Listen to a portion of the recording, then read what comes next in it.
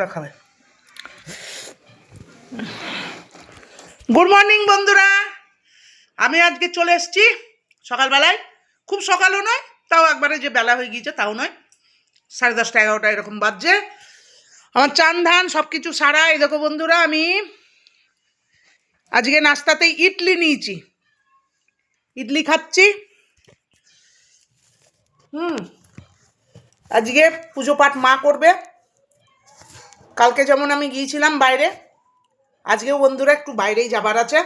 আমি কম্পিউটার টেবিলে বসে পড়েছি এখানটায়। Idli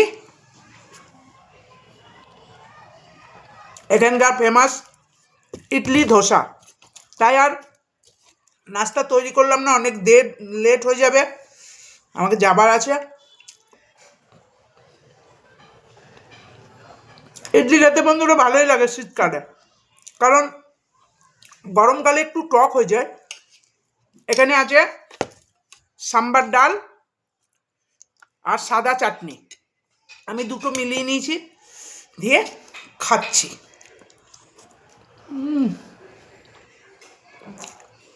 heavy tasty. ইডলি মাও খাবে, ছোট ছেলে ধোসা খাচ্ছে, বড় ছেলে ছোলা বাটোরা, বড় ইডলি খেয়েছে। আজকে সব কিনা, হোটেল থেকে আনা নাস্তা বন্ধুরা।